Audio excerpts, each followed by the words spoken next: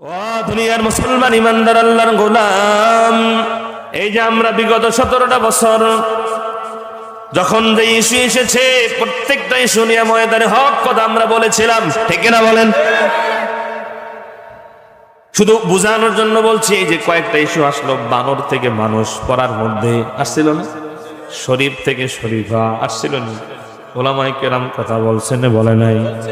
আমি যদি আপনাদেরকে প্রশ্ন করি, ভাই বলেন তো, ওলামায়ে কেরামের সন্তানেরা মাদ্রাসায় পড়ে না স্কুলে পড়ে? বলেন না, বলেন, কই পড়ে? আমার সন্তান আমি কি স্কুলে পড়াবো না মাদ্রাসায় পড়াবো? ওলামায়ে কেরামের সন্তানেরা স্কুলে পড়ে না মাদ্রাসায় পড়ে।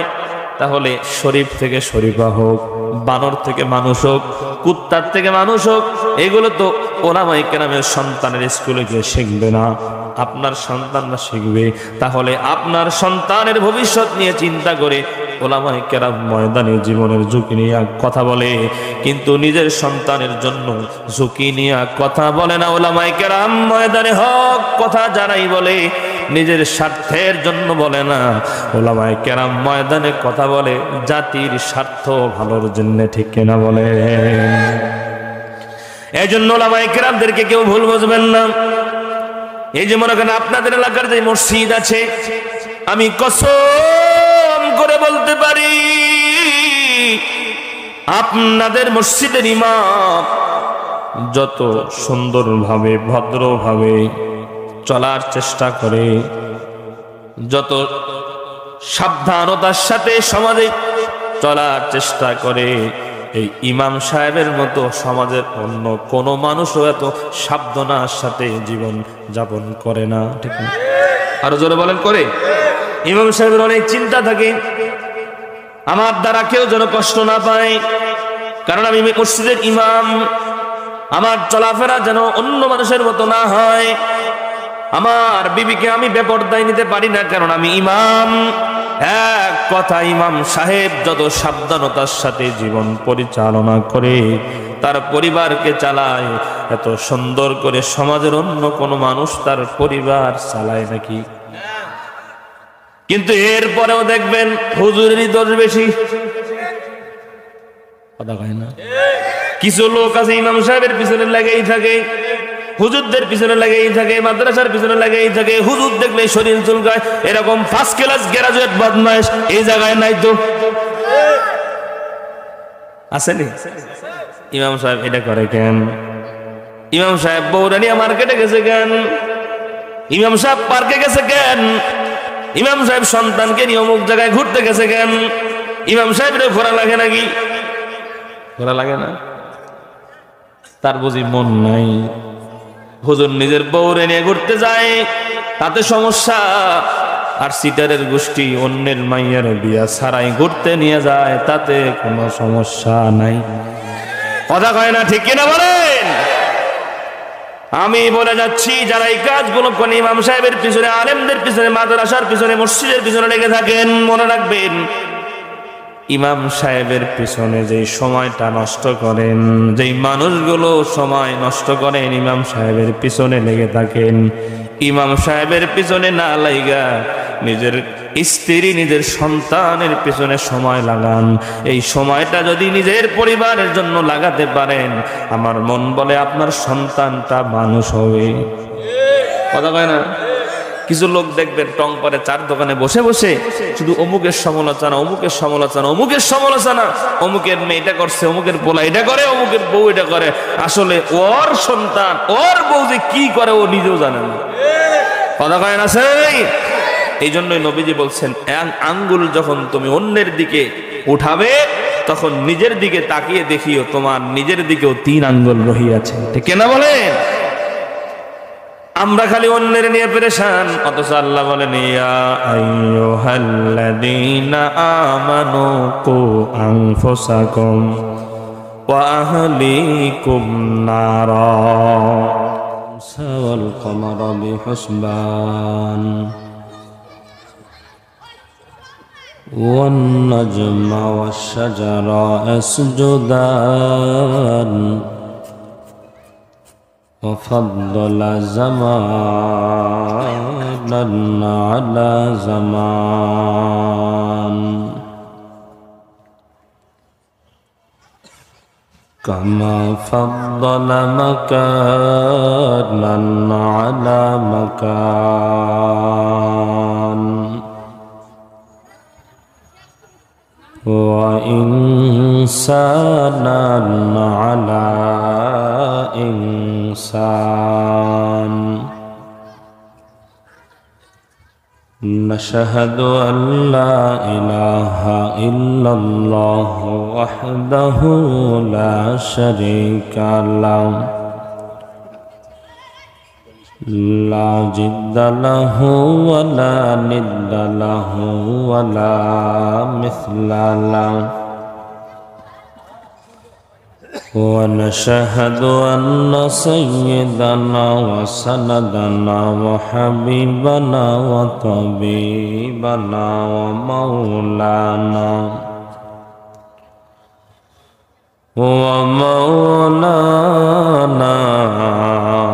محمدا عبده ورسوله الذي أرسله بالحق بشيرا ونذيرا وداعيا إلى الله بإذنه وسراجا منيرا فقد قال الله تعالى في كلامه المجيد وفي فرقانه الحميد সকলে জবান খুলে পড়ি আউযু বিল্লাহি মিনাশ শাইতানির রাজিম বিসমিল্লাহির রহমানির রহিম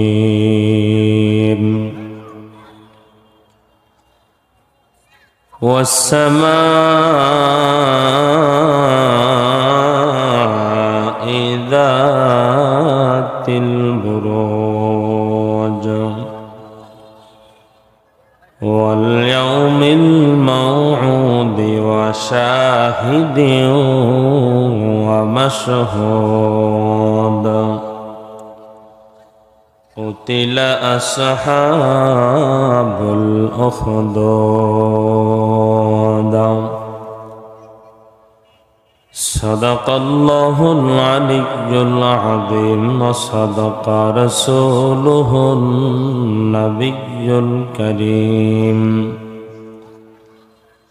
ونحن على ذلك من الشاهدين والشاكرين والذاكرين الحمد لله رب العالمين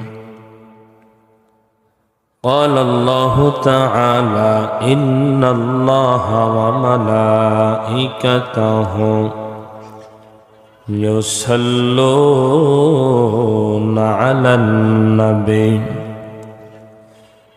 يا أيها الذين آمنوا صلوا عليه وسلموا تسليما সকল জবান খুলে পড়ি আল্লাহুম্মা সাল্লি আলা মাইকের লোক কই মনিটরের সাউন্ড বাড়াও হালকা রিভার্ব দাও বেসটা একটু বাড়াও বক্স দুটো পারলে সোজা করো বক্স দুটো আওয়াজটা বাড়বে তাহলে স্টেজে সকলে পড়েন আল্লাহুম্মা সাল্লি আলা মুহাম্মাদিন ওয়া আলা আলি মুহাম্মাদ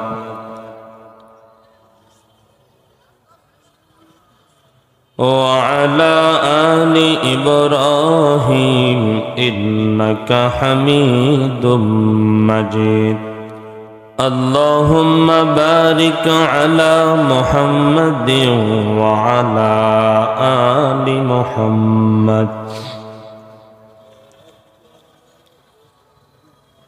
وعلى آل إبراهيم إنك حميد مجيد محبت بلغ العلا بكماله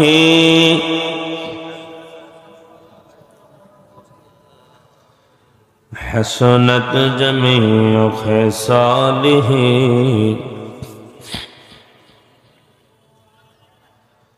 आसमान ज़मीन लौह कलम जिसने बनाया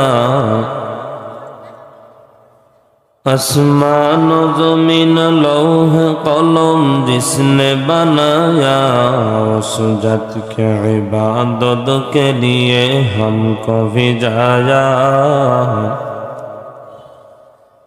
उस ज़ात के इबादत के लिए हमको भिजाया सूरज ने दिया अपनी शुआओं को ये पैगाम सूरज ने दिया अपनी शुआओं को ये पैगाम दुनिया है अजब चीज़ कभी सुबह कभी शाम दुनिया है अजब चीज कभी सुबह कभी शाम दुनिया में हो दुनिया का तो तलबगार नहीं हो दुनिया में हो दुनिया का तो तलबगार नहीं हो दुनिया में हो दुनिया का तलबगार नहीं हो बाजार से गुजर हो खरीदार नहीं हो बाजार से गुजर हो खरीदार नहीं हो बलगल उला बिकमालिही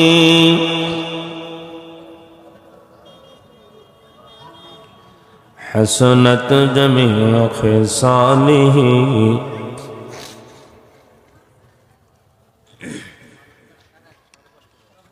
মাদ্রাসা ইসমাইল নুরানিয়া হাফিজে মাদ্রাসার উদ্যোগে তৃতীয় বার্ষিক ওয়াজ ও দোয়া মাহফিলের সম্মানিত সভাপতি বিশেষ অতিথি আমন্ত্রিত অতিথি সহ মঞ্চে উপবিষ্ট এলাকার গণ্যমান্য ব্যক্তিবর্গ হযরত উলামায়ে কেরাম সামনে বসা দিন প্রিয় ইসলাম প্রিয় তৌহিদি জনতা পিতৃতুল্য মুরব্বী বাবারা সমবয়সী কলেজার টুকরা হৃদয়ের স্পন্দন যুবক ভাইরা স্কুল মাদ্রাসার কচি কাচারা পর্দার অন্তরালে সর্বগুণে গুণান্বিতা শিক্ষিতা অবলা সরলা মা ও বোনেরা আজকের এই মাহফিলে আসতে পেরে বসতে পেরে আমরা খুশি নেবে যাই আরো জোরে খুশি নেবে যাই আমরা যারা খুশি হলাম যে মহান রব্বুল ইজ্জত আমাদেরকে খুশি হওয়ার মতো সৌভাগ্য নসিব করলেন যে মহান রব্বুল আলামিন শীতকে উপেক্ষা করে দ্বীনি কথা বলার এবং শোনার পরিবেশে বসালেন ওই মালিককেও খুশি করার নিয়তে সকলেই জবানটা ছেড়ে আওয়াজ করে কৃপণতা না করে সমস্বরে একযোগে একসাথে জোরে সরে বলছি আলহামদুলিল্লাহ আর একবার বলি আলহামদুলিল্লাহ নবীজির উপরে একবার মহাব্বতে দরুদ পাঠ করি সাল্লাল্লাহু আলাইহি ওয়াসাল্লাম শুকরিয়া আদায় করলাম কার আরো জোরে কার সব সময় শুকরিয়া আদায় করব কার এই জমিন কার এই জমিন আইন চলবে কার ঘুমানোর সময় নাম নেব কার বউরে পিটানোর সময় নাম নেব কার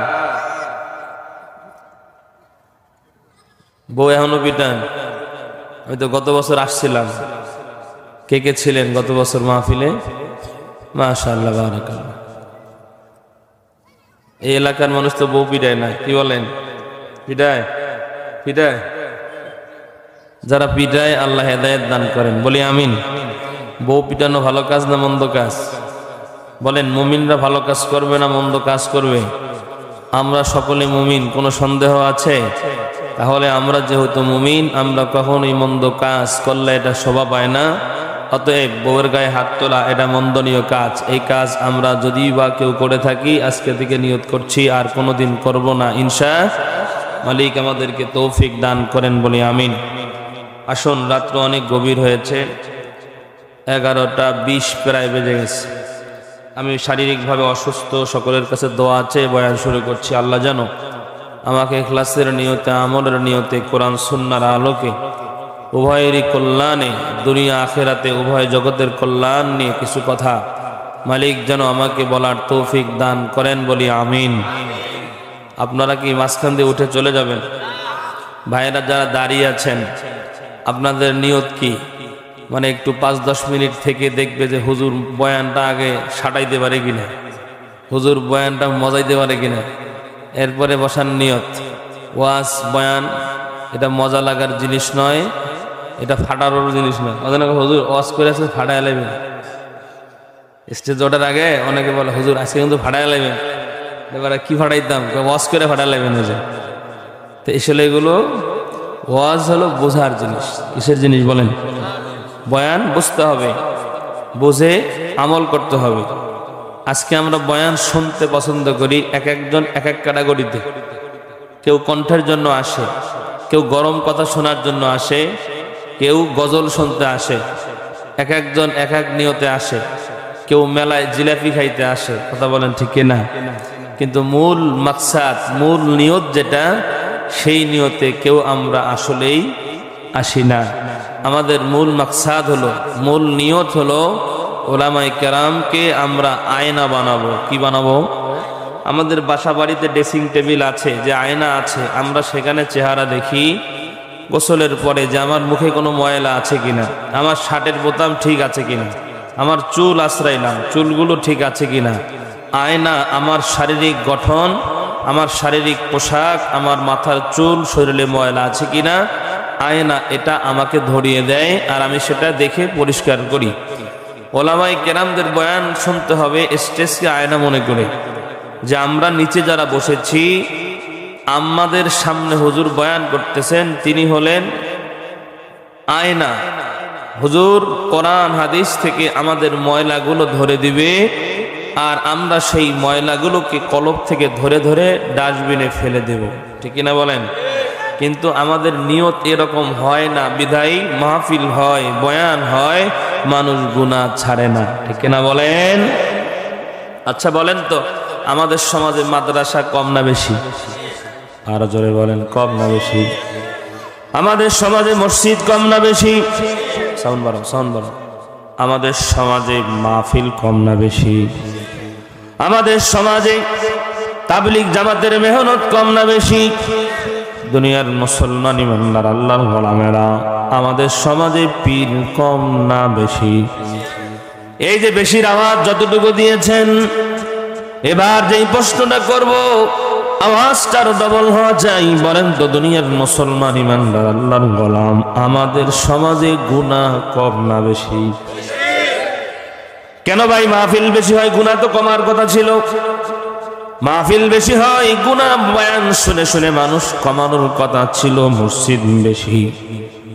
বাংলাদেশে লক্ষ লক্ষ মসজিদ, জুমার দিনে লক্ষ লক্ষ ইমাম সাহেবরা বয়ান করে, তাদের সামনে কোটি কোটি মুসল্লি থাকে কি থাকে না? এই মসজিদের মধ্যে ইমাম সাহেবরা বয়ান করে, এত মুসল্লি বয়ান শুনে সমাজের মধ্যে ওলামায়ে কেরামেরা দ্বীনের নসিহত করে, তাবলীগ জামাতের নসিহত হয়, হকখানি পীরের দরবারে নসিহত হয়। কিন্তু দুনিয়ার মুসলমান দিনী মেহনত যদি বেশি হয়, গুনাহ কমার কথা ছিল না বাড়ার কথা ছিল? কমার কথাই তো ছিল, কি বলে? তাহলে গুনাহ কমে না, বরং দিন যত যায়। ও সাভারের মুসলমান ইমানদার আল্লাহর গোলামেরা, শোনো, গুনাহ তো কমই না, বরং দিন যত যায় গুনাহ তত নিত্য নতুন আরো আবিষ্কার হয়। আরো জোরে ঠিক কিনা বলেন? আজ থেকে 20 বছর আগে টিকটকের গুনাহ ছিল না? কথা কয় না? আজ থেকে 20-30 বছর আগে রিলসের ভিডিওর গুনাহ ছিল না? আরো যদি আগে যান, ওই সময় ফেসবুক ছিল না। আরো যদি আগে যান, ইউটিউব ছিল না। আরো যদি আগে যান, ডিশলাইন ছিল না। মানুষের যখন বাটন মোবাইল ছিল তখন মানুষের গুনাহ কম হতো। এখন স্মার্ট অ্যান্ড্রয়েড ফোন আসিয়া ফোন আসছে অ্যান্ড্রয়েড, গুনাহও এখন হয়ে গেছে অ্যান্ড্রয়েড। কথা কোন ঠিক না বেঠি? ভুল বললাম? বর্তমান সমাজের মুসলমানেরা ছোট ছোট বাচ্চা থেকে শুরু করে 70-80 বছরের মানুষ পর্যন্ত মোবাইলের ভাইরাসে আক্রান্ত হয়েছে। ছোট ছোট বাচ্চারা পর্যন্ত মোবাইল না দিলে খানা খায় না। আগে মোবাইল লাগবে, মোবাইল দিবেন কান্না বন্ধ, মোবাইল নেবেন কান্না শুরু হয়ে যায়। দুনিয়াবাসী আমরা কোন দিকে যাচ্ছি, কোন পথে হাঁটছি, এই জাতি কোন দিকে ছুটছে? এখনো সময় আছে ফিরে আসার, এখনো সময় আছে মুমিন। আল্লাহ ডাকতেছেন ওয়াসারিউ ইলা মাগফিরাতিম মির রাব্বিকুম ওয়া জান্নাতিন আরদুহাস সামাওয়াতু ওয়াল আরদ উইদ্দাত লিল মুত্তাকিন।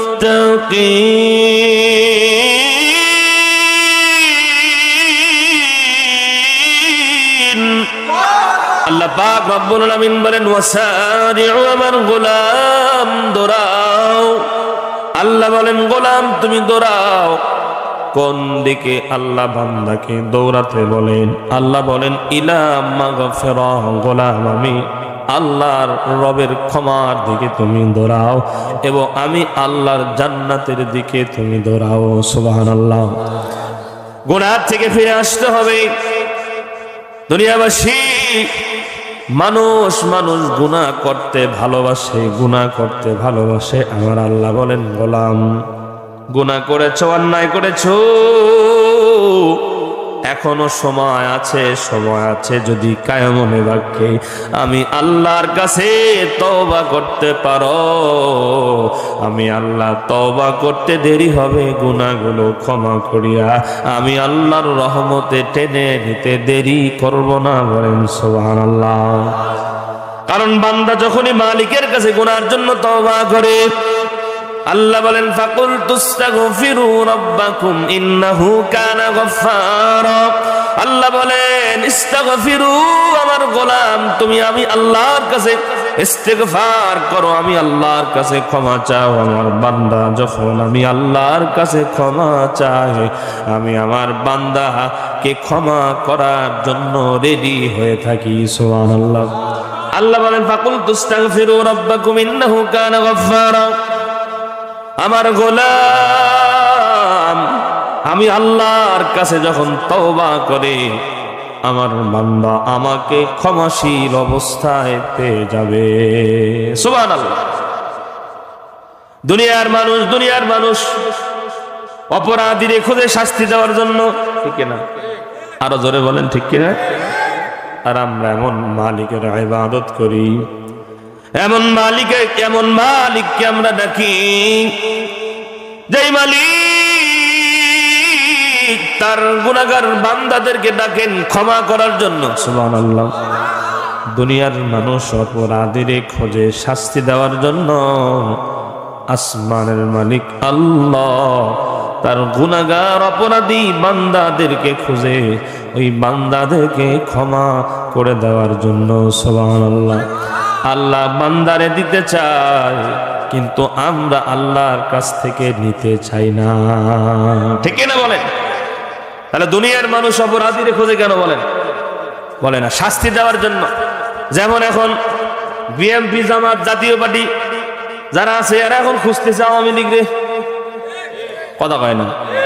এটা হলো বাস্তবতা। কারণ তারা 17 বছর অপরাধ করেছে, জামাত ইসলামের লোকেরা বাড়িতে থাকতে পারে নাই, বিএনপির লোকেরা বাড়িতে থাকতে পারে নাই, ঠিক না বলেন? অপরাধ করুক বা না করুক, দল করছে, দলের কর্মীদের লিস্টের নামও নাই। একদিন একটু খিচুড়ি খাওয়ার লোভে গিয়েছিল, ওর নাম ঢুকেছে, কথা কয় না, ঠিক না? আমি একটা ছোট্ট মানুষ, আমার নামে একটা মামলা দিয়েছিল, ককটেল মামলা। কি মামলা? আমি ওলামা পরিষদের সভাপতির বললাম, হুজুর ককটেল কি গো? আমাকে বলতেছে আপনি মারছেন, আপনি কইতে পারেন না। খোদার কসম ককটেল দেখতে কেমন আমি জানি না, কিন্তু মামলা হয়ে গেল। আবু রাবে সিদ্দিকী সহ 20 জন আলেম আওয়ামী লীগের অফিসে তারা ককটেল মেরে তারা অফিস ভাঙচুর করেছে। কসম আল্লাহর, বাংলার জমিনে কোনো ওলামায়ে কেরামেরা কখনোই মানুষের ক্ষতি করে না, করে না, করে না, ঠিক কিনা বলেন? এই যে আমরা বিগত 17টা বছর যখন যে ইস্যু এসেছে, প্রত্যেকটা ইস্যু নিয়ে ময়দানে হক কথা আমরা বলেছিলাম, ঠিক কিনা বলেন? শুধু বুঝানোর জন্য বলছি, এই যে কয়েকটা ইস্যু আসলো, বানর থেকে মানুষ পড়ার মধ্যে আসছিল না, শরীফ থেকে শরীফা আসছিল না, ওলামায়ে কেরাম কথা বলছেন বলে নাই? আমি যদি আপনাদেরকে প্রশ্ন করি, ভাই বলেন তো, ওলামায়ে কেরামের সন্তানেরা মাদ্রাসায় পড়ে না স্কুলে পড়ে? বলেন না, বলেন, কই পড়ে? আমার সন্তান আমি কি স্কুলে পড়াবো না মাদ্রাসায় পড়াবো? ওলামায়ে কেরামের সন্তানেরা স্কুলে পড়ে না মাদ্রাসায় পড়ে। তাহলে শরীফ থেকে শরীফা হোক, বানর থেকে মানুষ হোক, কুত্তার থেকে মানুষ হোক, এগুলো তো ওলামায়ে কেরামের সন্তানের স্কুলে গিয়ে শিখবে না, আপনার সন্তানরা শিখবে। তাহলে আপনার সন্তানের ভবিষ্যৎ নিয়ে চিন্তা করে ওলামায়ে কেরাম ময়দানে জীবনের ঝুঁকি নিয়ে কথা বলে, কিন্তু নিজের সন্তানের জন্য ঝুঁকি নিয়ে কথা বলে না। ওলামায়ে কেরাম ময়দানে হক কথা যারাই বলে নিজের স্বার্থের জন্য বলে না, ওলামায়ে কেরাম ময়দানে কথা বলে জাতির স্বার্থ ভালোর জন্য, ঠিক কিনা বলে? এই জন্য ওলামায়ে কেরামদেরকে কেউ ভুল বুঝবেন না। এই যে মনে করেন আপনাদের এলাকার যে মসজিদ আছে, আমি কসম করে বলতে পারি আপনাদের মসজিদের ইমাম যত সুন্দরভাবে ভদ্রভাবে চলার চেষ্টা করে, যত সাবধানতার সাথে সমাজে চলার চেষ্টা করে, এই ইমাম সাহেবের মতো সমাজের অন্য কোনো মানুষও এত সাবধানতার সাথে জীবন যাপন করে না, ঠিক না? আরো জোরে বলেন, করে?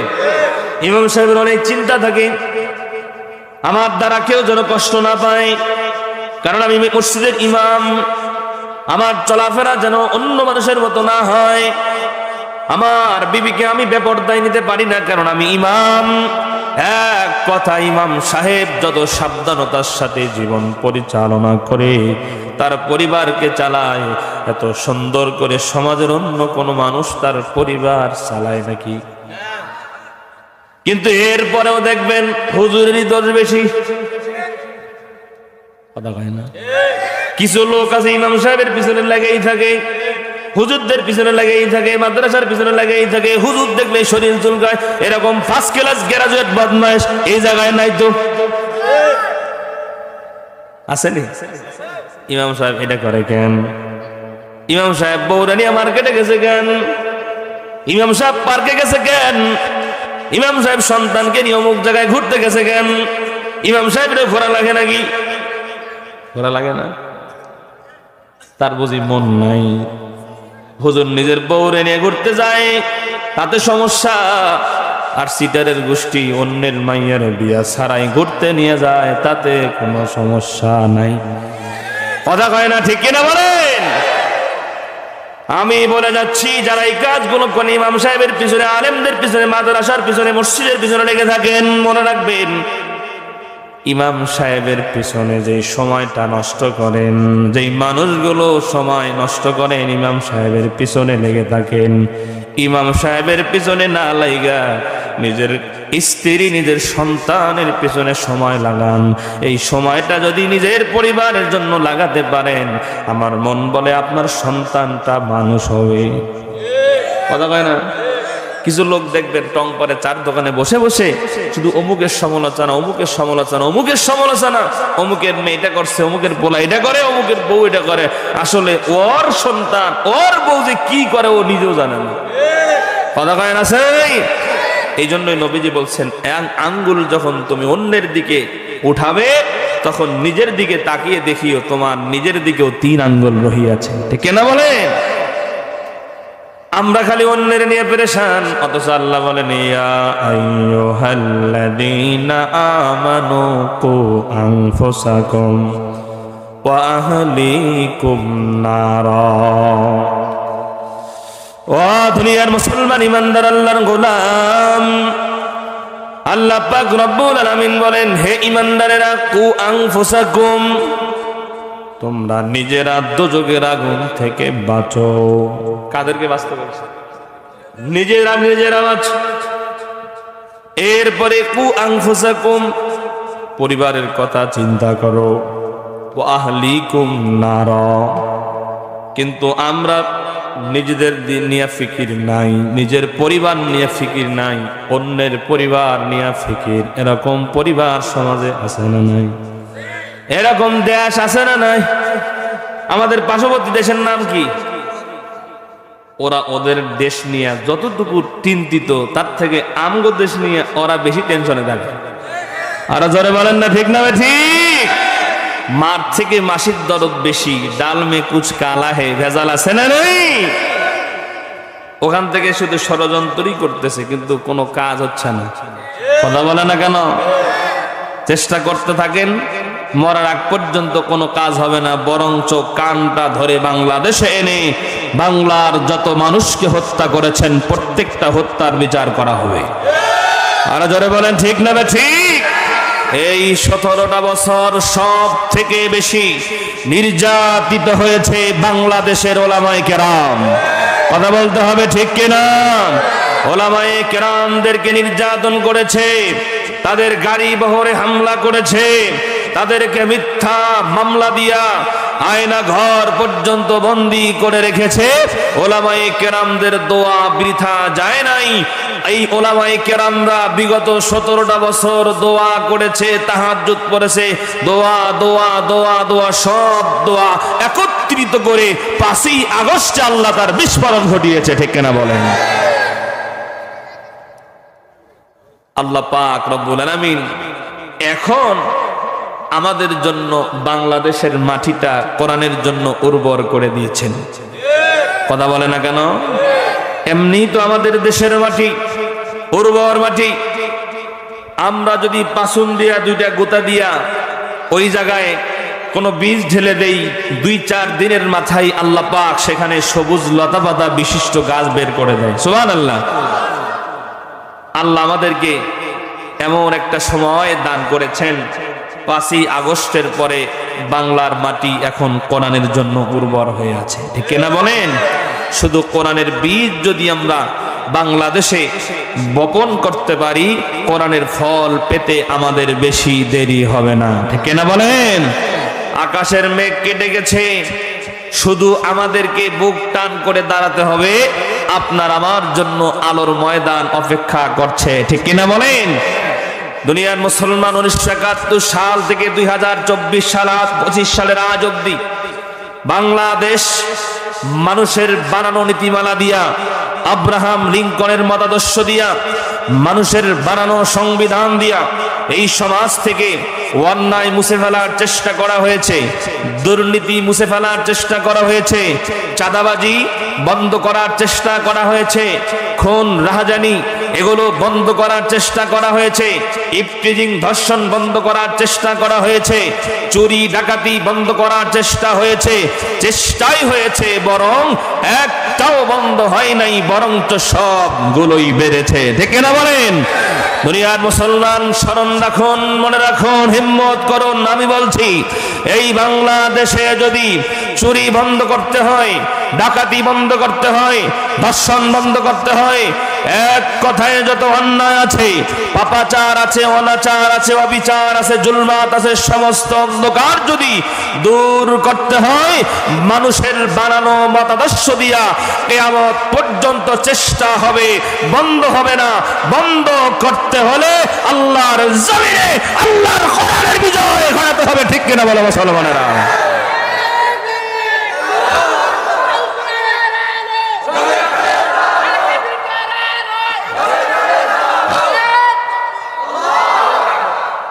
আমরা যদি রাগ করতেছেন, কষ্ট হচ্ছে আপনাদের, 20-22 মিনিট থাকা যাবে ইনশাআল্লাহ। আসুন ভাইরা, আমরা সকলেই কিন্তু বৈষম্য দূর করতে চাই। ঠিক না? বৈষম্য বিরোধী ছাত্র আন্দোলনের এই বিস্ফোরণের কারণেই বাংলাদেশ নতুনভাবে 24 সালের 5ই আগস্টে নতুনভাবে স্বাধীন হয়েছে, ঠিক কিনা? বৈষম্য মানে কি? কারো বৈষম্য থাকবে না, সবার অধিকার প্রতিষ্ঠিত হবে, ঠিক কিনা বলেন? এই অধিকার যদি আমরা প্রতিষ্ঠিত করতে চাই, একেবারে নিম্ন শ্রেণীর একজন কাজের বুয়া, রিক্সা চালক, মুতি মেচর থেকে শুরু করে বাংলাদেশের উচ্চ পদস্থ কর্মকর্তা পর্যন্ত প্রত্যেকটা নাগরিকের অধিকার প্রতিষ্ঠা করতে যদি আমরা চাই, ইসলামী হুকুমত বাংলার জমিনে কোরআনের রাষ্ট্র কায়েম করার বিকল্প কোনো কিছু নাই। কথা বলেন ঠিক কিনা? ইসলামী রাষ্ট্র কায়েম হোক আমরা চাই কি চাই না? আরো জোরে বলেন, চাই কি চাই না? ভাইয়ের আমার, ভয় করা যাবে না, হিম্মত করতে হবে। আর একটা জিনিস মনে রাখতে হবে, ইতিহাস যদি আমরা গড়তে চাই, কোনো ইতিহাস রক্ত ছাড়া হয় না। কথা বলেন না কেন? ইসলামের বড় বড় বিজয় যেগুলো হয়েছে, একটা বিজয়ও রক্তের বিনিময়ে ছাড়া হয় নাই। মুসলমানদের বিজয় হয়েছে তখন জমিনে মুসলমানদের রক্ত ঝরেছে যখন, ঠিক না বলেন? এই জন্য বাংলাদেশে ইসলামী হুকুমত প্রতিষ্ঠার জন্য, আল্লাহর জমিনে আল্লাহর আইন প্রতিষ্ঠার জন্য আল্লাহ কোরআনুল কারীম আমাদেরকে দান করেছেন। শুধু নামাজ পড়ব, যাকাত দেব, হজ করব এই জন্য নয়। আল্লাহর জমিনে আল্লাহ যেমন বলেছেন আকিমুস সালাত, নামাজ কায়েম করো, ওই আল্লাহ কোরআনুল কারীমেই বলেছেন আকিমুদ্দিন, আমার জমিনে আমার দ্বীনকে প্রতিষ্ঠা করো। কথাকার আল্লাহর জমিনে আল্লাহর দ্বীন প্রতিষ্ঠার জন্য রক্তের যদি প্রয়োজন হয়, মুমিন মুসলমানেরা রক্ত দেওয়ার জন্য প্রস্তুত থাকতে হবে, ঠিক কিনা বলেন? সন্তানকে যদি এতিম করতে হয় প্রস্তুত থাকতে হবে, স্ত্রীকে যদি বিধবা করতে হয় প্রস্তুত থাকতে হবে, কাফনের কাপড় শরীরে আমাদের শরীরে পেঁচিয়ে ময়দানে যদি যাওয়ার প্রয়োজন হয়, আল্লাহর জমিনে ইসলামের পতাকা ঝান্ডা উত্তোলন করার জন্য, আমরা আল্লাহর জমিনে জীবন দেওয়ার জন্য, শাহাদত বরণ করার জন্য প্রস্তুত থাকবো। কারা কারা আল্লাহকে দুই হাত তুলে দেখিয়ে দিই।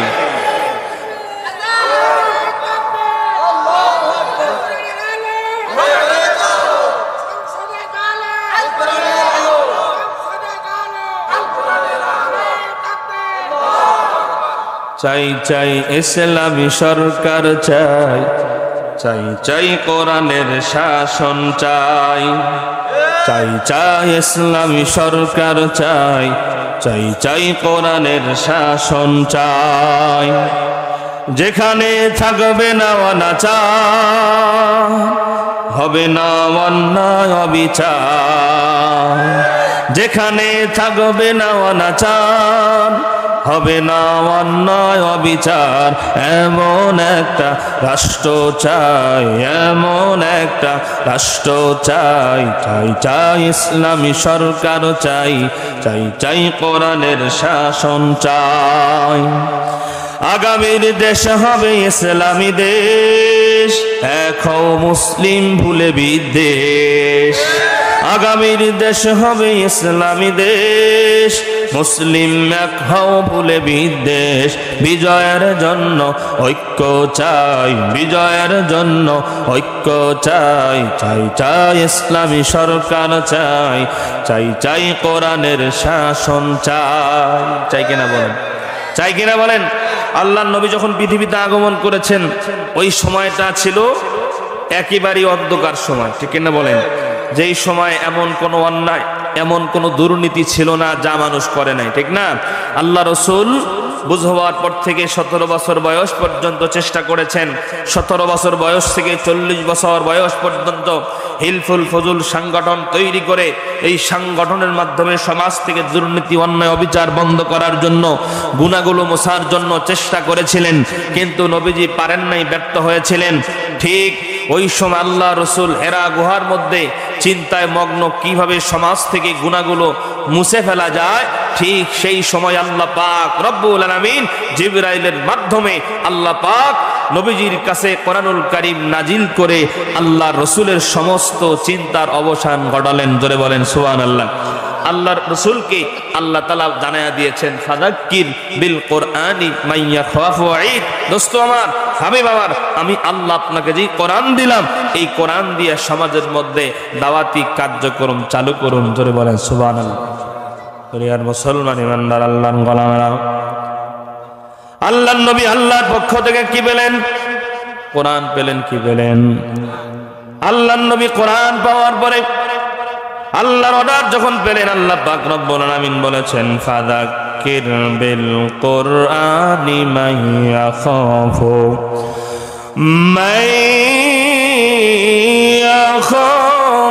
ওয়াঈদ।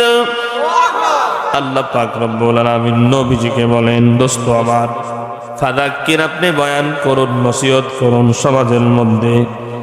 আল্লাহর নবী বলেন, তবে দোস্ত আমার, ওরে আমার হাবিব, আপনি যে বয়ান করবেন, নসিহত করবেন, তবে বয়ানটা যেন হয়, নসিহতটা যেন হয় আমি আল্লাহর কোরআন দিয়া। বলেন সুবহানাল্লাহ।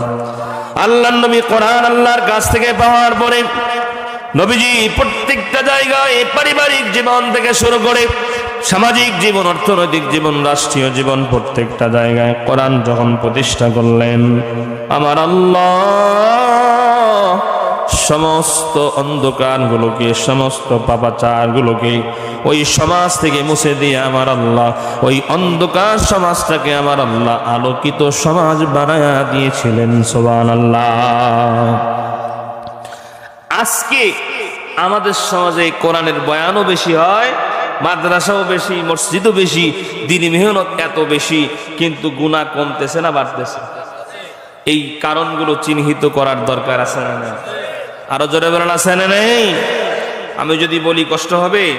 আসুন, কোরআন হাদিসের দৃষ্টিতে আমার আয়নায় ধরা পড়েছে, এর কারণ হলো 6টা। কয়টা?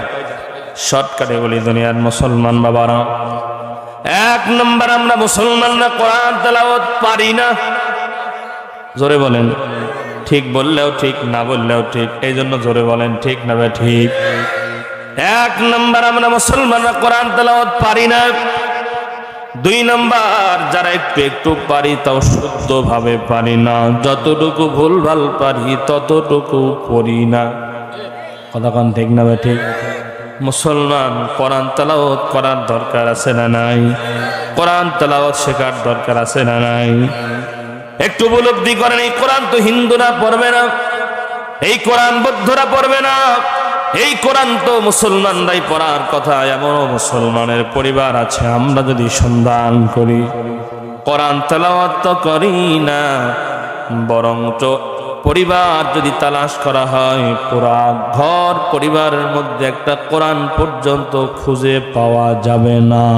ঠিক কিনা বলেন? তো আমরা যারা কোরআন পারি তেলাওয়াত করার চেষ্টা করব, প্রতিদিন কমপক্ষে 5 আয়াত হলেও পড়বো ইনশাআল্লাহ। বলেন।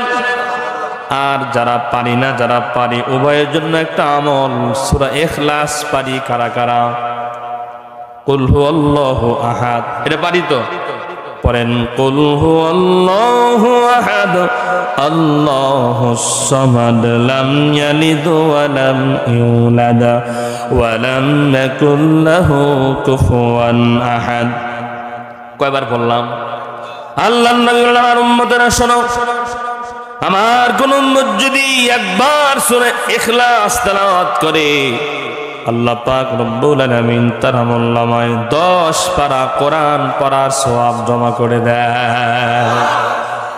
আরেকবার পড়েন, কুল হুয়াল্লাহু আহাদ আল্লাহুস সামাদ লাম ইয়ালিদ ওয়া লাম ইউলাদ ওয়া লাম ইয়াকুল লাহু কুফুয়ান আহাদ। কয়বার হলো? আল্লাহর নবী বলেন, কেউ যদি 2 বার পড়ে নেয়, আল্লাহ পাক তার আমলনামায় 20 পারা কোরআন পড়ার সওয়াব জমা করে দিবে। আর একবার পড়লে কষ্ট হবে, তো পড়েন, কুল হুয়াল্লাহু আহাদ আল্লাহুস সামাদ লাম ইয়ালিদ ওয়া লাম ইউলাদ ওয়া লাম ইয়াকুল লাহু কুফুয়ান আহাদ।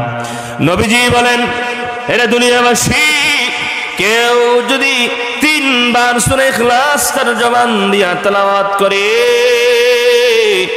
আল্লাহর নবী বলেন আমার আল্লাহ ওই বান্দা বান্দির আমলনামায় পুরা এক খতম কোরআন তেলাওয়াতের সওয়াব জমা করে দিবে। বলেন সুবহানাল্লাহ। বয়ান সবগুলো যদি ভুলেও যান এই আমলটা মনে রাখবেন ইনশাআল্লাহ। বলেন প্রতিদিন ঘুমানোর আগে এই আমলটা করা যাবে তো? সূরা ইখলাস 3 বার পড়তে 20 মিনিট সময় লাগে, 15 মিনিট লাগে, 10 মিনিট লাগে, 1.5 মিনিটও লাগে না, ঠিক কিনা বলেন? তো আপনি 1-2 মিনিটের মধ্যে সূরা ইখলাস 3 বার যদি তেলাওয়াত করেন, প্রতিদিন যদি করেন, মাসে আমলনামায় 30 পারা কোরআন পড়ার সওয়াব জমা হবে। সুবহানাল্লাহ।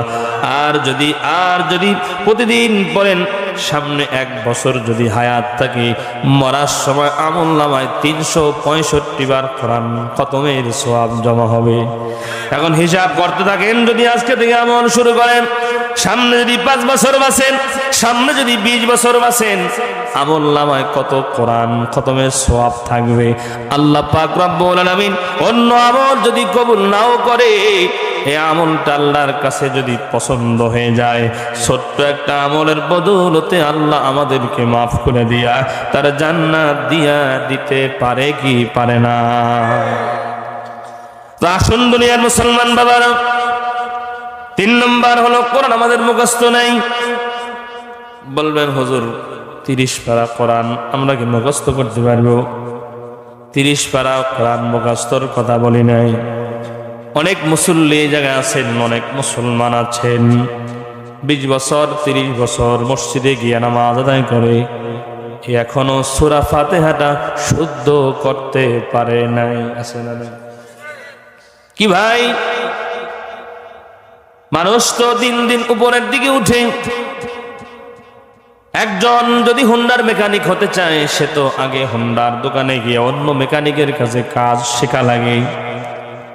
আপনি মুদি দোকান দিতে চান, তো অন্যের মুদির দোকানে গিয়ে আগে কিছুদিন থেকে আয়ত্তে আনার চেষ্টা করা লাগে।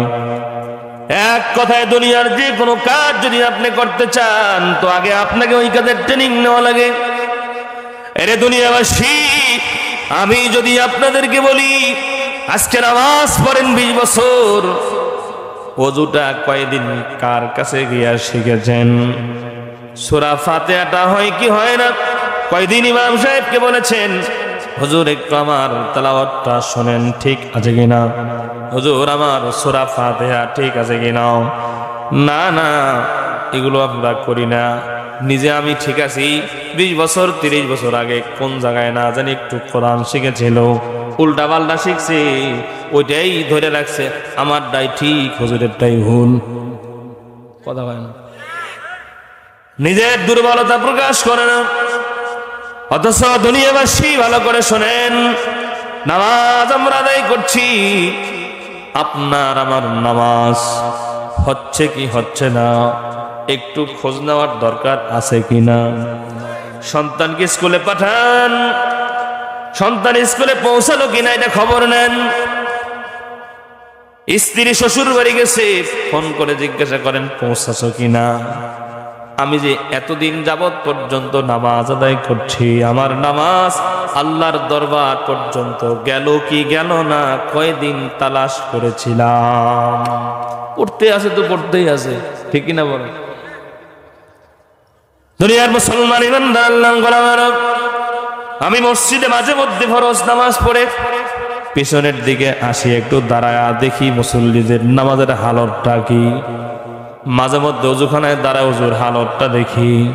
অনেক মুসল্লি আছে ওযুটাও ঠিক মতো পারে না, অনেক মুসল্লি আছে রুকু ঠিক মতো দিতে পারে না, সেজদা ঠিক মতো দিতে পারে না, রুকুতে যাইয়া দেরি করে না, আছে না নাই?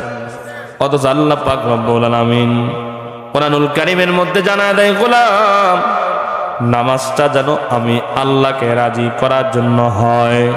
নবীজি বলেন, দুনিয়ার আমার উম্মতেরা, নামাজ হওয়ার জন্য যতগুলো শর্ত আছে তার মধ্যে একটা শর্ত হলো নামাজের তেলাওয়াত যেন শুদ্ধ হয়, ঠিক কি না? আল্লাহ পাক রব্বুল আলামিন কোরআনুল কারীমের মধ্যে বলেন, উতলু মা উহিয়া ইলাইকা মিনাল কিতাবি ওয়া আকিমিস সালাহ। ইন্নাস সালাতা তানহা আনিল ফাহশাই ওয়াল মুনকার ওয়ালাযিকরুল্লাহি আকবার আল্লাহু ইয়ালামু মা ওয়াল্লাহু ইয়ালামু মা তাসনাউন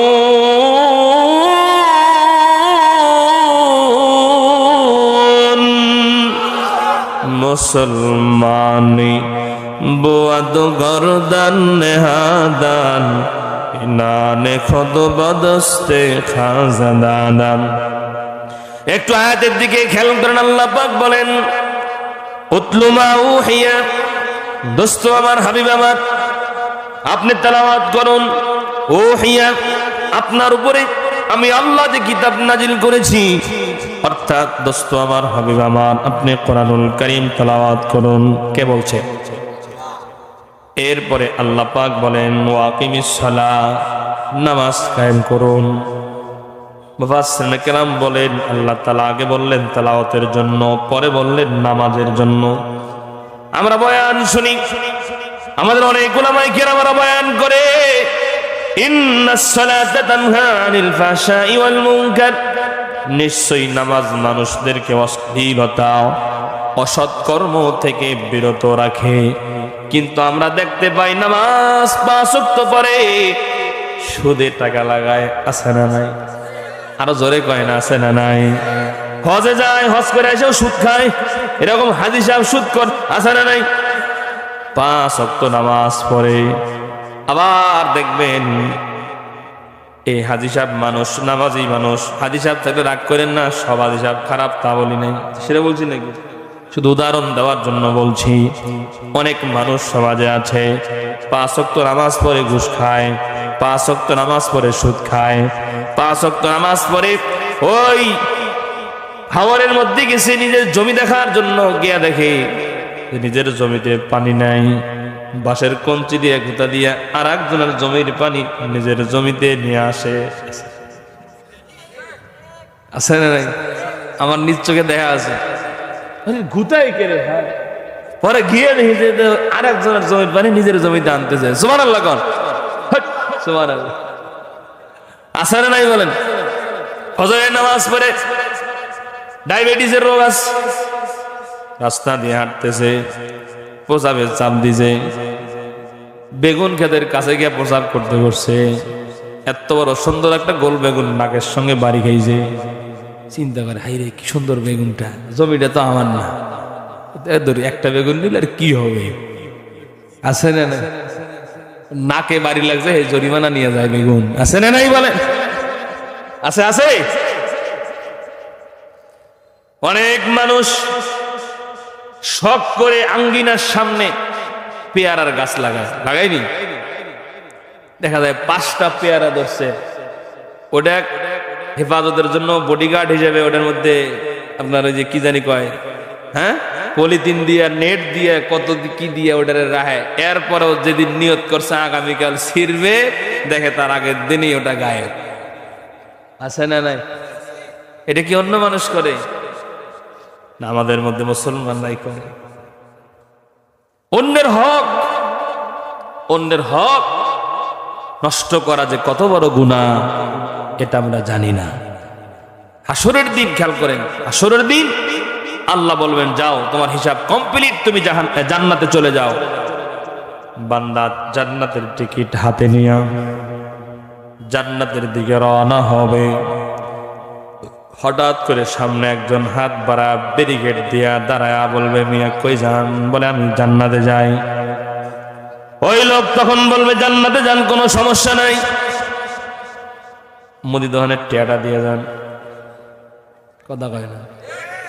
অনেক লোক এমন আছে, এক মুদি দোকানদারের সাথে খুব ভালো সম্পর্ক, প্রথম লেনদেন খুব পরিষ্কার, প্রথমে খায় 2000, এরপরে 5000, বাড়াইতে 30,000 পর্যন্ত যখন বাকি হয়, তখন ওই দোকানের রাস্তাও সে আর চিনে না, তখন আর এক দোকানদারের সাথে আবার নতুন করে ভাব লাগায়। এইভাবে 3, 4, 5 দোকান খাওয়ার পরে এই এলাকা পাল্টায়া অন্য এলাকায় গিয়া বাসা ভাড়া নেয়। এরকম সিটার ঢাকা শহরে আছে না? কি ভুল বললাম বলেন? মুদি দোকান সামনে দাঁড়ায় যাবে, বলবে আমার টাকা দিয়ে যান। ভাই টাকা তো এই জায়গায় নাই। টাকা নাই তো কি দিবেন? বলে আমার টাকার বদলায় সওয়াব দেন। আল্লাহ পাক রব্বুল আলামিন ডাক দেবে, তোরা দিকে আয়। শুধু বোঝানোর জন্য বলছে। আল্লাহ বলবেন কি তোর না টিকিট দিলাম, জান্নাতে যাস না কেন? বলবে আল্লাহ হাতে আমার কাছে মুদি দোকানের টিয়া চাই। মুদি দোকানের টা চাই কি টিয়া দুনিয়ায় পাইতো? হ্যাঁ পাইতো। এটা আমার ব্যাপার নয়, দুইজনে মিটকাট করো। কারণ হকদারের হক যদি আদায় না করেন, হকদার যদি পাওনাদার যদি ক্ষমা না করে, আল্লাহ কোনদিন আপনাকে ক্ষমা করবে? সওয়াব অর্ধেক দিয়ে দিছেন, জান্নাতের গেটের কাছে গেছেন, আর একজন দাঁড়ায় গেছে, ওই যে আমার বেগুনের টিয়াটা। একে একে পাওনাদার সব যখন দাঁড়ায় যাবে, নেকি দিতে দিতে নেকি শেষ হয়ে যাবে। টিকিটের যেই সওয়াব ছিল ওখানে মাইনাস হতে হতে এবার জান্নাতের দারোয়ান ফেরেশতার কাছে যখন দিবে, তখন দেখবে মাঝে মধ্যে দেখবেন ঢাকা শহরে যদি যান অথবা কোনো বাসে উঠছেন, কাউন্টারে খুচরা টাকা নাই, টিকিটের পিছনে লিয়ে দেয় এই টিকিট হলো 100 টাকা পাবে। কথা কেন দেয় না? দেয় না? তো দেখা যায় যে টিকিট যখন সুপারভাইজার সিটে আসছে তখন কয় যে আমার 100 টাকা পাইয়ে দেয়, লিখে দিচ্ছে। ওই 100 টাকা সুপারভাইজারে দিয়ে দেয়। ওই যে জান্নাতের গেটের মধ্যে দাঁড়ান, এখন দেখবে টিকিটের মধ্যে মাইনাস। জান্নাতে পৌঁছার জন্য যতটুকু সওয়াব দরকার আগে ছিল, কিন্তু দিয়ে দিয়ে এখন ওই সওয়াব কমতে হয়ে গেছে। এবার জান্নাতের ফেরেশতা বলবে এই সওয়াব দিয়া জান্নাতে যাওয়া যাবে না, এখন তুমি বাম দিক দিয়া জাহান্নামে চলে যাও। নাউজুবিল্লাহ। দুনিয়ার মুসলমান বাবাজির আমার, তো আমি কি বোঝাতে চাই খেয়াল করেন। আমরা নামাজ পড়ি আবার গুনাহ করি, নামাজ পড়ে আবার সুদ খাই, নামাজ পড়ে আবার ঘুষ খাই। কেন? আল্লাহ পাক রব্বুল আলামিন কুরআনুল কারীমের মধ্যে বলছেন ইন্নাস সালাতা তানহা আনিল ফাহশাই ওয়াল মুনকার। আল্লাহ বলছেন নিশ্চয়ই নামাজ মানুষদেরকে অশ্লীলতা অসৎ কর্ম থেকে আল্লাহ পাক রব্বুল আলামিন তার বান্দা বান্দীদেরকে হেফাজতে রাখে। কিন্তু আপনার আমার নামাজ আপনাকে আমাকে অশ্লীলতা অসৎ কর্ম থেকে বিরত রাখছে না, ঠিক না? এর কারণ কি? আয়াতের মধ্যে আল্লাহ বলছেন উতলু মা উহিয়া ইলাইকা মিনাল কিতাব। আল্লাহ বলেন গোলাম, আগে তেলাওয়াত শুদ্ধ করা লাগবে, এরপরে নামাজ কায়েম করা লাগবে। তেলাওয়াত যদি শুদ্ধ না হয় বান্দার নামাজ কবুল হয় না। তেলাওয়াত শুদ্ধ হলে নামাজ শুদ্ধ হবে, নামাজ শুদ্ধ হলে ওই শুদ্ধ নামাজ আপনাকে আমাকে অশ্লীলতা অসৎকর্ম থেকে বাঁচায় রাখবে। নামাজ পড়ি গুনাহ করি, নামাজ পড়ি সুদ খাই, নামাজ পড়ি ঘুষ খাই, এর মানে হলো যেইভাবে নামাজ পড়া দরকার, যেইভাবে রুকু দেওয়া দরকার, যেইভাবে সেজদা দেওয়া দরকার, যেইভাবে আল্লাহকে ডাকা দরকার, সেইভাবে পুঙ্খানুপুঙ্খানুভাবে আমরা আল্লাহর ইবাদত করতে পারছি না, ঠিক কিনা বলেন? আল্লাহর কথায় কোনো ভেজাল আছে? আল্লাহর কথায় কোনো ভেজাল নাই, কোনো সন্দেহ নাই, কিন্তু আমাদের ইবাদতের মধ্যে ভেজাল আছে, ঠিক কিনা বলেন? আল্লাহ পাক এজন্য আমাদের নামাজের যতটুকু তেলাওয়াত প্রয়োজন হয় তেলাওয়াত গুলো শুদ্ধ করে নিব। আল্লাহ আমাদের তৌফিক দান করেন বলি আমি। তো 3 নাম্বার হলো কোরআন আমাদের মুখস্থ নেই। 4 নাম্বার হলো কোরআন আমরা বোঝার চেষ্টা করি না। 5 নাম্বার হলো কোরআন দিয়া আমরা আমল করি না।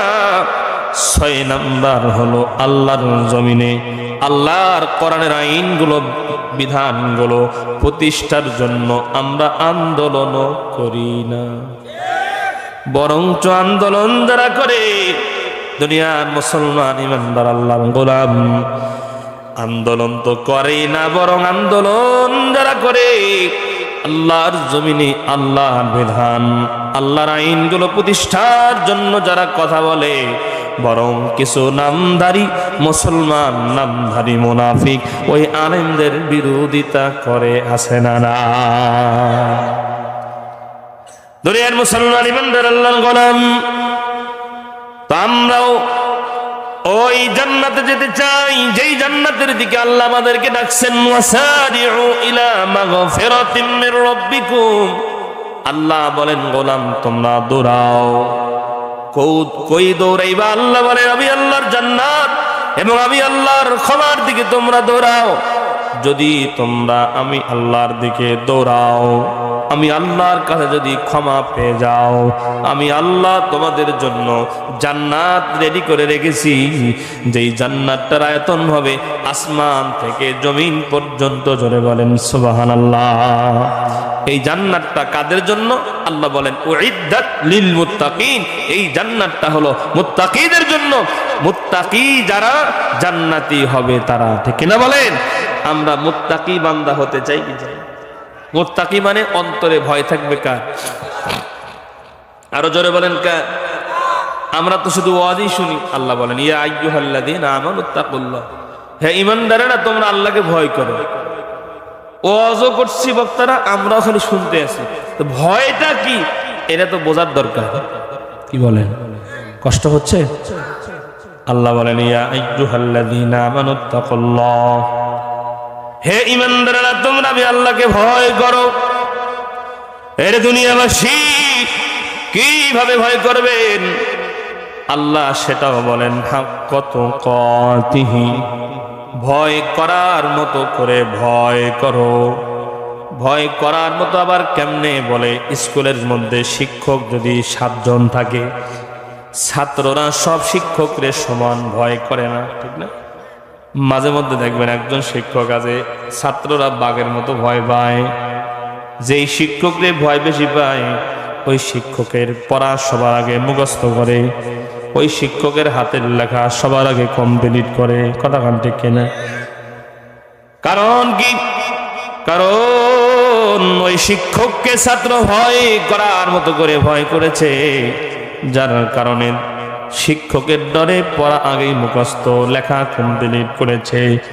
ঠিক আল্লাহ পাক ওইভাবেই বলেন গোলাম আমি আল্লাহকে ভয় করার মতো করে ভয় করো। তার মানে হলো মসজিদে আজান হলে আমি আল্লাহর ভয় যদি অন্তরে থাকে, ওই তাকওয়া তোমাকে মসজিদে নিয়ে যাবে। তুমি যদি চুরি করতে যাও, তোমার মধ্যে যদি আমি আল্লাহর ভয় থাকি, তাকওয়া যদি থাকি, তাকওয়া তোমাকে চুরি থেকে বাঁচাবে। সুদে যদি টাকা লাগাতে চাও, এই তাকওয়া তোমাকে সুদ থেকে বাঁচাবে। এক কথায় আমি আল্লাহকে ভয় করার মতো যদি করতে পারো, তোমার সমস্ত অন্যায়গুলো তোমার তাকওয়া আল্লাহ ভীরুতা তোমাকে সমস্ত গুনাহ থেকে হেফাজতে রাখবে, ঠিক কিনা বলে? অন্তরে তাকওয়া ঢুকাও, অন্তরে নবীজির মহব্বত ঢুকাও। যদি আমরা অন্তরে তাকওয়া ঢুকাইতে পারি, নবীজির মহব্বত ঢুকাইতে পারি, হাসরের দিন ওই নবীজি বলছেন আমার উম্মতেরা তোমরা আমি নবীর সঙ্গী জান্নাতে থাকবে। বলেন সুবহানাল্লাহ। নবীর সঙ্গে জান্নাতে থাকতে চাই কি চাই না? আরো জোরে বলেন চাই কি চাই না? নবীজির ভালোবাসা ছাড়া নাকি ভালোবাসা অর্জন দ্বারা? ভালোবাসা এটা কি মুখে বলার দ্বারা হয় না কাজে প্রমাণের দ্বারা হয়? আমরা শুধু বলি যে ভালোবাসি ভালোবাসি, কিন্তু কাজের বেলায় নাই। কথা কোন ঠিক কিনা? নবীর ভালোবাসা অন্তরে অর্জন করতে হবে। নবীজি বলছেন যদি আমার উম্মতেরা আমার ভালোবাসা অর্জন করতে পারে, কানা মাই ফিল জান্নাহ, তারা আমি নবীর সঙ্গে জান্নাতে থাকবে। আল্লাহর নবীর একটা ঘোড়া ছিল, আল্লাহর নবীর একটা ঘোড়া ছিল, যেই ঘোড়ার নাম ছিল কাসওয়া। কি নাম? কাসওয়া নামক ঘোড়া। নবী যেদিন দুনিয়ার থেকে বিদায় হয়ে গেলেন, নবীজি দুনিয়ার থেকে বিদায় হয়ে গেল, আল্লাহর নবী যেই ঘোড়ায় চড়ে যুদ্ধে যেতেন, সফরে যেতেন, আল্লাহর নবী ইন্তেকালের পরে ঘোড়ায় ফোঁটা পানি পর্যন্ত পান করে না। জোরে কন্যা সুবহানাল্লাহ। ঘোড়ার অন্তরে নবীর প্রেম, নবীর ভালোবাসা এত বেশি ছিল। এবার কিতাবের মধ্যে লেখকরা লিখেন নবীজি যখন চলে গেছে, একদিন, 2 দিন, 3 দিন নয়, 7 দিন পর্যন্ত এই ঘোড়াকে এক ফোঁটা পানি পর্যন্ত কেউ পান করাতে পারে না। নবী নাই রে, নবী নাই। এই বিরহ ব্যথা ঘোড়া সহ্য করতে না পারিয়া 7 দিনের মাথায় ঘোড়া একটা কুয়ার মধ্যে লাফ দিয়া নবীর বিরহ ব্যথা সহ্য করতে না পেরে নবীর জন্য জীবন উৎসর্গ করে দেয়। সুবহানাল্লাহ। দুনিয়ার মুসলমান বাবাজির আমার, আল্লাহর নবীর এক সাহাবী জমিতে গেছেন কাজ করার জন্য। সন্তান দৌড় দিয়া চলে গেছেন, গিয়ে বলেন, বাবা গো, আল্লাহর নবী দুনিয়ার থেকে বিদায় হয়ে গেছে। সাহাবীর অন্তর নবীর প্রেম এত বেশি ছিল, নিজের জমিতে কাজ করার যন্ত্র দিয়া নিজের চোখের মধ্যে গুতা দিয়া চক্ষু দুইটা অন্ধ করে ফেলায়।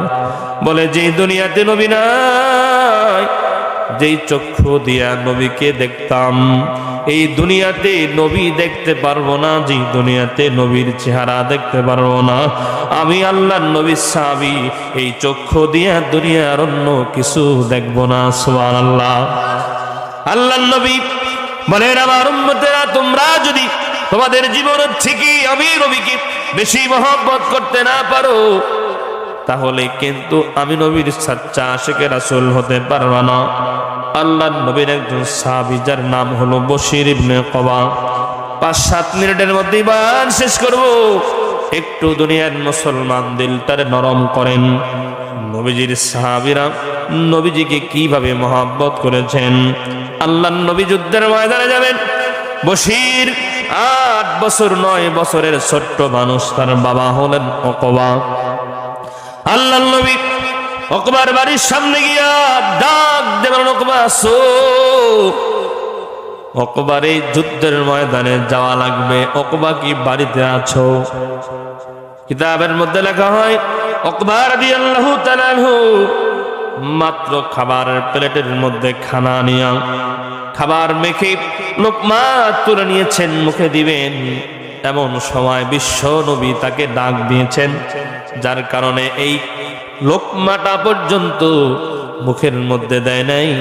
এই ভাতের মধ্যে, প্লেটের মধ্যে পানি ঢেলে দিয়া নাঙ্গা তরবারি নিয়া নবীজির সামনে হাজির হয়ে বলেন, নবী গো, আপনি ডেকেছেন, আপনার সাহাবী যুদ্ধের ময়দানে যাওয়ার জন্য প্রস্তুত আছে। বলেন সুবহানাল্লাহ।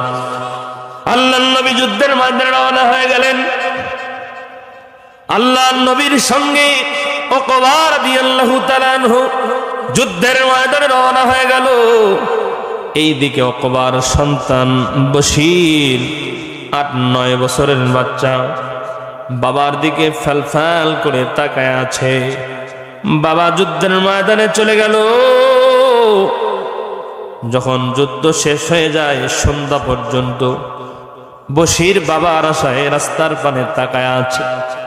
আপনার আমার সন্তান দেখবেন বাজারে যাওয়ার সময় অনেক সময় পিছে ধরে, এমন ভাবে ধরে, মসজিদে যাওয়ার সময় পিছে ধরে।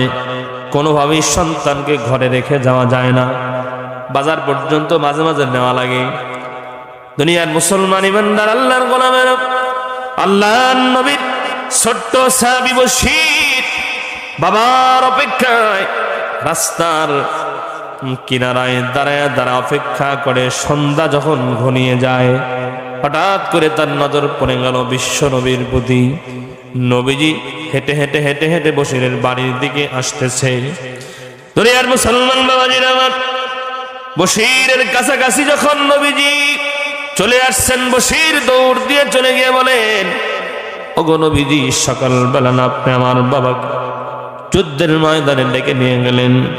পয়গম্বর, আপনি একা আসলেন, আমার বাবা কই? আমার বাবা কখন আসবে বলেন? আমি আমার বাবার জন্য সকাল থেকে অপেক্ষা করতেছি, বলেন না আমার বাবা কখন আসবে? আল্লাহর নবীর চোখ বেয়ে টপ টপ করে পানি পড়ে দাড়িগুলো ভিজে যায়। আল্লাহর নবী বশির রে বলতে পারে না, রে বশির, যুদ্ধের ময়দানে তোর বাবা যুদ্ধ করতে করতে আল্লাহর দ্বীনের জন্য নবীজির মহব্বতে জীবন উৎসর্গ করে জান্নাতের মেহমান হয়ে গেছে, কারণ বশির ছোট্ট মানুষ।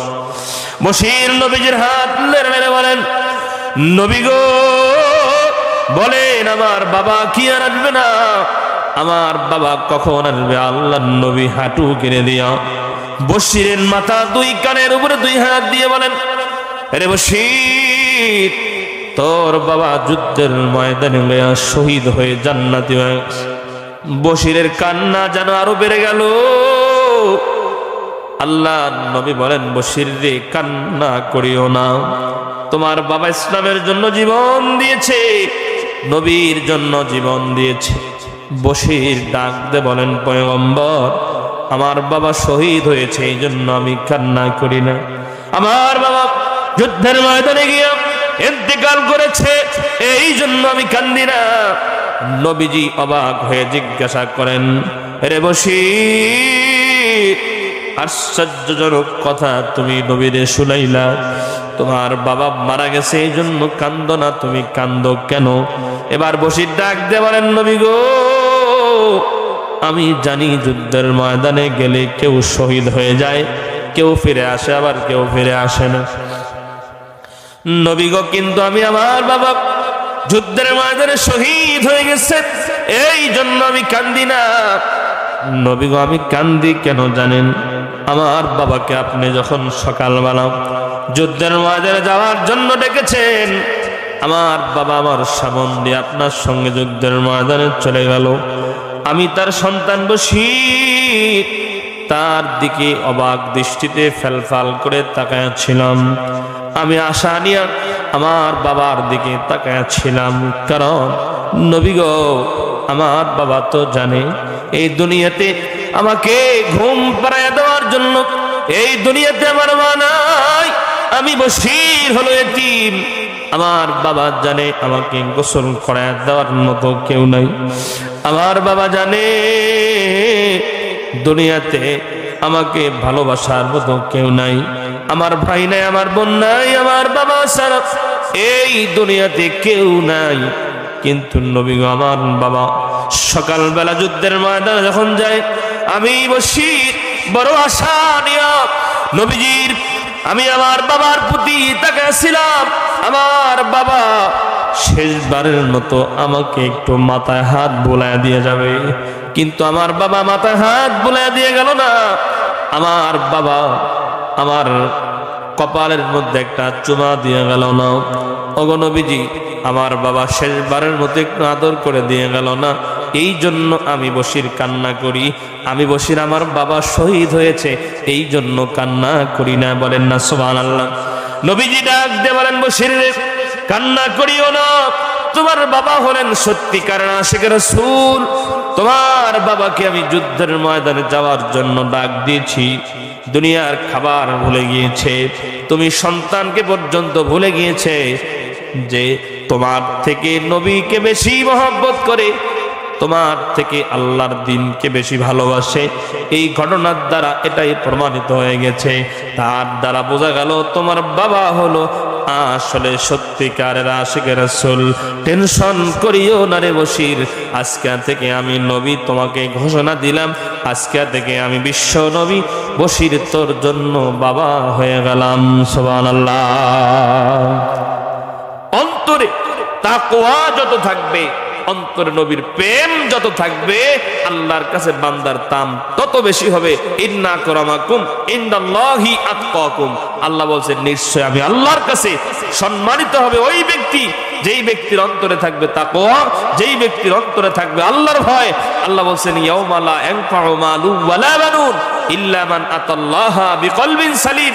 আল্লাহ বলছেন, বান্দা, তোমার সম্পদ, তোমার বাড়ি গাড়ি, তোমার সন্তান, এগুলো দুনিয়ার জমির কাজে লাগবে, মরার পরে কাজে লাগবে না। মরার পরে কি কাজে লাগবে? আল্লাহ বলে, ইল্লা মান আতাল্লাহা বিকলবিন সালিম। যে অন্তরে তাকওয়া থাকবে, যে অন্তরে নবীর প্রেম থাকবে, যেই অন্তর যত পরিচ্ছন্ন হবে, আমি আল্লাহর কাছে ওই বান্দার দাম তত বেশি হবে। বলেন সুবহানাল্লাহ। যে কথাগুলো বলেছি, দুনিয়ার মুসলমানেরা কোরআন তেলাওয়াত শিখবো ইনশাআল্লাহ। বলেন, কোরআন তেলাওয়াত যারা পারি, কোরআন তেলাওয়াত করব ইনশাআল্লাহ। নামাজের জন্য সূরা কেরাত দোয়া দরুদ যতটুকু প্রয়োজন নিজেরা শিখবো, সন্তানদেরকে শিখাবো, স্ত্রীদেরকে শিখাবো। শিখানোর দরকার আছে না নাই? সন্তানকে ইঞ্জিনিয়ার বানালেন, ডাক্তার বানালেন, পোড়া কপাল সন্তানকে সূরা ফাতিহা শিখায় না, আছে না নাই? এখন যারা পারেন না তারা আফসোস করেন, যাহারে আমার বাবা যদি আমাকে শিখাইতো তাহলে আফসোসটা আমার হতো না। এই আফসোসটা যেন আপনার সন্তান আপনার বেলায় না করে, ঠিক কিনা বলেন? আল্লাহ পাক আমাদেরকে তার কোরআন শেখার, কোরআন বোঝার, কোরআন দিয়া জীবন গড়ার তৌফিক দান করেন। যতদিন দুনিয়াতে বেঁচে থাকবো কোরআনের পথে আল্লাহ আমাদেরকে চলার তৌফিক দান করেন, বলেন আমিন। কোরআন নিয়ে বাঁচবো, কোরআন নিয়ে মরবো ইনশাআল্লাহ। আল্লাহ পাক যতটুকু আলোচনা হয়েছে আল্লাহ তাআলা আমাদেরকে আমল করার তৌফিক দান করেন। একজন ওঠাটি করবো না, এখনই মোনাজাত হবে। যে মাহফিল এই মাদ্রাসার